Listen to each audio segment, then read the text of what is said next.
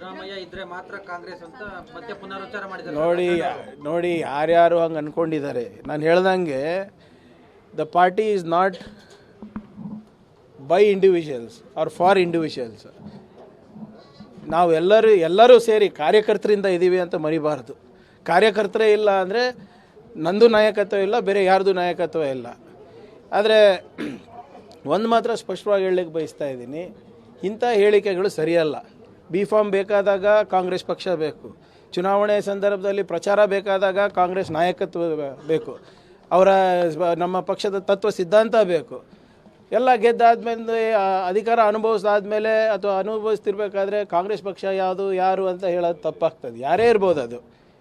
ಈಗ 140 ವರ್ಷ ಹಾಗೆ ಬಂದಿದ್ದೀವೇನ್ರಿ? 140 ವರ್ಷ ಇತಿಹಾಸ ಇದೆ ಕಾಂಗ್ರೆಸ್ ಪಕ್ಷದ ನಾಯಕತ್ವ. ನಾನು ಹೇಳ್ದಂಗೆ ನಿರಂತರವಾಗಿ ಬೆಳೀತಾ ಹೋಗ್ತಾ ಇದೆ, ಮುಂದೆ ಕೂಡ ಬೆಳೆಯುತ್ತೆ. ಯಾರು ಒಬ್ಬರಿಂದ ಪಕ್ಷ ಅಲ್ಲ ಇದು.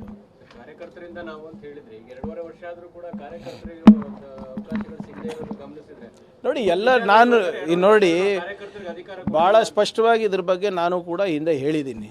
ಎಲ್ಲರಿಗೂ ಒಂದೇ ಸರಿ ಸಮಾನವಾಗಿ ಅವಕಾಶ ಸಿಗೋದು ಕಷ್ಟ.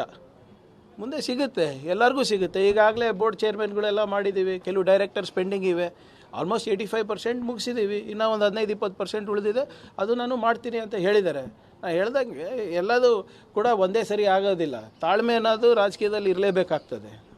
There is no other alternative for hard work or patience. ಅದಕ್ಕಿಂತ ದೊಡ್ಡ ಖರ್ಗೆ ಸಾಹೇಬ್ರಿಗಿಂತ ದೊಡ್ಡ ಉದಾಹರಣೆ ಇಲ್ಲ ಅದಕ್ಕೆ.